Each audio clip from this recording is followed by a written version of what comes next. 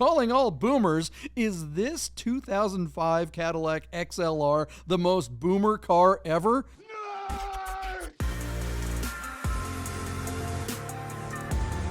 Get those nerds! Hey guys, you know what that sound means? It means it's time for a brand new edition of the Bid Nerd, your daily nerd out on the most interesting car of the day from all the automotive enthusiast auction sites. I'm John Polnik, along with my partner in San Francisco, Michael Deeb. How are you, sir? Very good, JP. What's happening, man? Happy 4th of July week, and it's July now. Maybe it's not too early to start telling people we're going to do a Cars und Cafe in the Bay Area at the end of the month. Can we just let's do it. Let's plug that? it. Yeah. Yeah. Heck yeah. John suggested to me, honestly, a while ago, he was like, why don't we do a Cars und here? Because when COVID hit and I didn't have anything to do with the Bay Area, I was coming back to Vegas in 2020 every month for Cars and Cafe, and rummaging through all the stuff that I put in a warehouse in Vegas because I kept thinking we were going to return. But now as life goes on and we're all busy, I can't make it out to Vegas. So JP's like, well, let's just bring Cars und Cafe to San Francisco, and that I should host it. So we have a place picked out in Brisbane at the Pit Stop, which is one of my favorite automotive little dens in the greater Bay Area. There's some cool cars there to see. We'll have some. We'll provide some coffee and some breakfast pastries, and we're gonna, essentially, as JP had suggested, link it up so that it corresponds exactly with the one in Vegas. So it'll be the last Sunday of every month moving forward, and that'll be at 350 Industrial Way. It'll be Porsche heavy, but not brand agnostic, and we hope to see you there. Yeah, man, that's exciting. What time do I have to be there, JP? Right. Yeah, Cars und Cafe, the last Sunday of the month, now both in the Las Vegas Arts District and San Francisco and Brisbane. Mark your calendar if you're in the Bay Area. I'm probably going to try to get up there and be there for that. I think Jason Alter was talking about coming up there. He's getting his 964 back, so he's super stoked to put some miles on it. And looking forward to it, guys. If you haven't been to a Cars und Cafe, it's like a little mini Luft. And we do it every month in these two cities, and there's rumor has it there might be a city on the East Coast that's going to start, and also up in the Northwest. So stuff is happening with the Cars und Cafe. But let's get right to today's car. Shout out to our good friends at Godden Classic of Las Vegas. They support our show, and we suggest that you support them because they really are classic. But they're the first Porsche classic dealer in North America, and look, they're the best at it. They know what they're doing. They're awesome, and so check them out if you're looking for a classic Porsche or need parts or service for your classic Porsche. Give Godden Classic a try. All right, Michael Deeb, what is today's most interesting car of the day?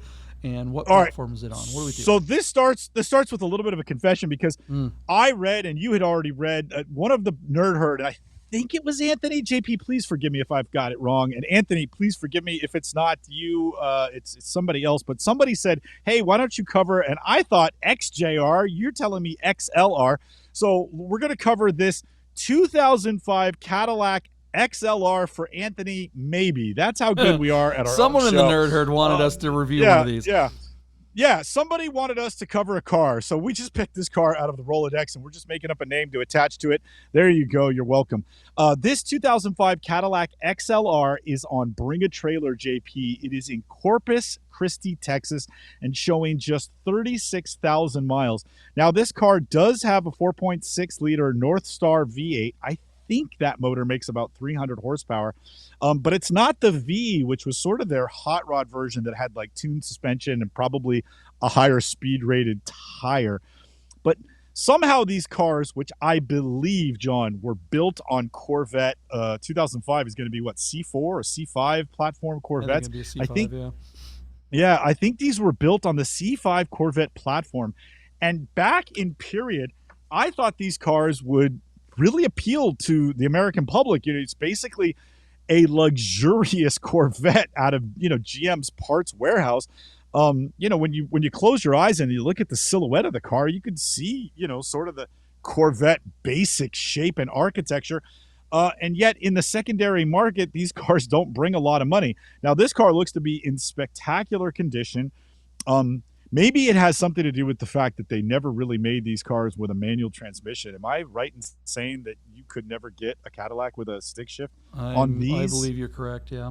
Yeah, and maybe that had something to do with it. But I honestly thought that the boomer that wanted to drive his golf clubs to the country club and not be in a Corvette, that this was his car. And I commended Cadillac in period for the sharp crease edges, the design language that went through all of their SUVs and sedans was apparent. And I thought, I think this car is easy on the eyes for what it was back then. But these cars just haven't aged well from a collector standpoint. So anyways, this car is beautiful in silver with the light gray interior. The dash in these cars, GM did not go very well towards making luxurious interiors. They splashed some wood around the rim of the steering wheel, and you had power buttons for everything. There were no analog dials on this. It had a digital readout and all this sort of nonsense. But they did not do interiors very well. I thought the outside was very modern, was very edgy, and it made sense with Cadillac's design language. But the interior was typical GM. It was the same kind of crap you'd find in a Suburban or a Yukon Denali. And maybe that's what hurt it. Maybe that's what plagues it today. So the interior doesn't look like a place I'd want to spend a lot of time on, but the shape of the car is something that I think, young guys who are into cars would turn their head and go, ooh, daddy, what's that? That kind of thing. 300 horsepower. The gearbox is terrible. These cars never really handled. They look sporty, but they're not sports cars. Retractable hardtop JP, again, was very modern, but didn't really do anything to boost sales. So here we go, John. We're looking at this car today. What do you think is going to happen? Again, the secondary market has never been kind to these cars. I tried to cover a couple of Vs in the history of our show, and every time I think I've overbid those things thinking, oh, well, here's a really low-mile collectible one, and it's a V. It's going to bring big money, and they don't. This one's not even a V. So what do you think is going to happen here? Did you ever like these cars? Thanks for the submission, Anthony, if I got all that right. Well, I mean, you said daddy. What's that? I mean, I think that is the correct word. It's funny, this is definitely an old guy car, right? I mean, it's an alternative to the SL500 of the era. If you didn't know better, I mean, we know that it was built on a Corvette platform, but looking at this thing, you would think it was like Chevrolet did a partnership with Mercedes or something like they were when they were with Chrysler for a while. If Chrysler made a version of the SLK, what was that called? Right. The Crossfire. This looks like what they would have made if they made a version of the SL500. This looks more like the W129 SL500 with the boxy lines than it does the newer ones that are all swoopy. But all that said, it's funny. When I first moved to Vegas, we knew this guy. He had a super nice guy. He had a Ferrari 348 convertible Spider, he let me drive it a few times, and he saw me in my Volkswagen Thing, and we swapped the Volkswagen Thing for the 348 and drove around, and he was like, God damn you get more attention in this Volkswagen Thing than I do in that stupid Ferrari. And, bringing it back to daddy, he had a young strumpet Russian Chicky-Choo girlfriend that hated the Ferrari, but she loved this thing. He had one of these, and she thought it was great because it was all modern and plush and had the hardtop. You know how old Ferraris are; they're creaky, and the air conditioning doesn't work right, and nothing works right. So she was way happier in the modern car than she was the F car. I don't know if he still has either of these cars. All I know is this car.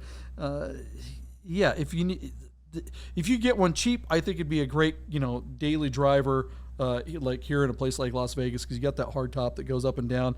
So you have a nice, cool place to be. It's not some place that's cool in the sense that it looks cool, but at least the temperature is going to stay nice and cool. And then drop the top when you're cruising down the strip or whatever. This thing isn't going to handle very well. It's not a sports car by any means. It's going to be kind of a heavy pig, kind of like a Corvette. But I think for the same money, though, I'm getting an SL500.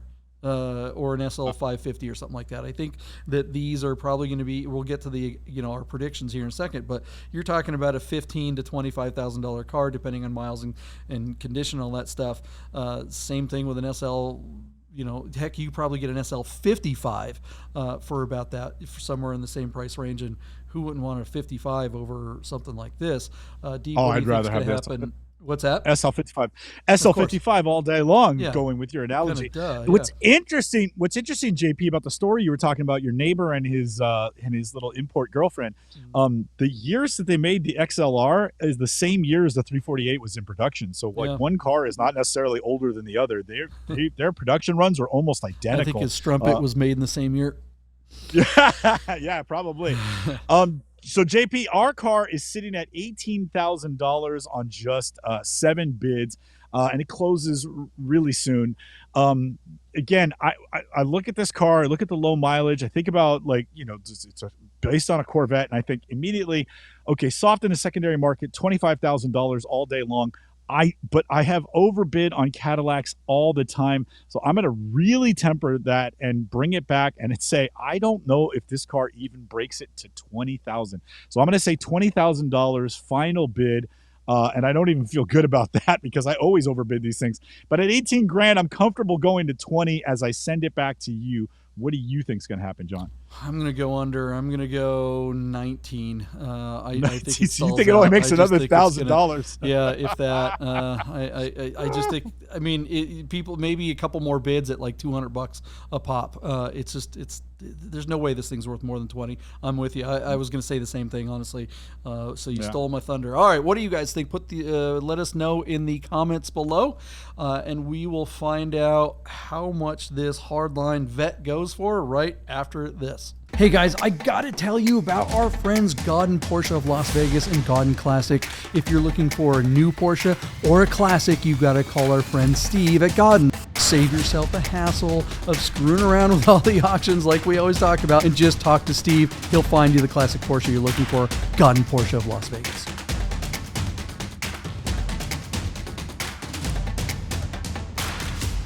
All right, guys, welcome to the future. We have jumped. We've gotten in. We got our flex capacitor. We got our. What's that show from the '80s where the guy Quantum Leap? Remember that? Quantum Leap. Yeah. Quantum Leap. He would bounce around to alternate realities. So like I went to Office Space. When you said jumped, I was going to say to conclusions. Do you remember that? Got to jump to conclusion, Matt. Right here. I got it rolled up. I was going to play a bout of that when we're done here. Jumping to conclusions, kind of like we did on the last episode about P-Car Market, because our conclusions were correct, though, I'm sure. P-Car Market. Okay, so we are not talking about P-Car Market today. We're talking about this Cadillac. The Bid Nerds, a nerd herd suggestion. He wanted us to talk about an XLR. I don't really know why, but here it is. Let's talk about what happened with this XLR.